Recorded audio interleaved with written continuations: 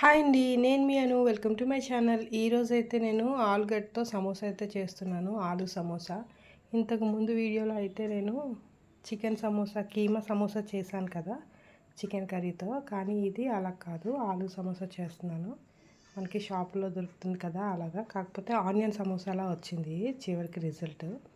ముందుగా అయితే బంగాళదుంపలు ఉడకబెట్టుకొని ముక్కలు కట్ చేసుకొని పక్కన పెట్టుకోవాలి. తర్వాత ఎండుమిర్చి, వెల్లుల్లి, కరివేపాకు, ఆవాలు, జీలకర్ర వేసి వేయించుకోవాలి. అందులో ఈ ఉడకబెట్టిన ముక్కల్ని వేసేసి ఉప్పు, కారం, కొద్దిగా పసుపు వేసి ధనియాల పొడి వేసుకొని కలుపుకోవాలి. ఇలా ఫ్రైలా చేసుకొని పక్కన పెట్టుకోవాలి.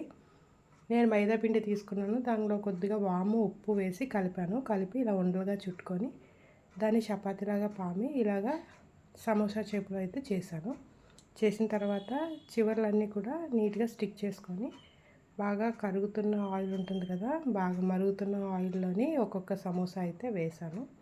వేసి గోల్డెన్ కలర్ వచ్చేంత వరకు వేయించాను అనమాట. అలా వేయించిన తర్వాత అటు ఇటు తిప్పుతూ అవి గోల్డెన్ కలర్ వచ్చిన తర్వాత వాటిని తీసేసి ప్లేట్లోకి సర్వ్ చేసుకొని తింటే చాలా టేస్టీగా ఉంటుంది. నేనైతే కీమా సమోసా బాగా చేశాను, కానీ ఈ ఆలు సమోసా ఎందుకో నాకు ప్రాపర్గా రాలేదు.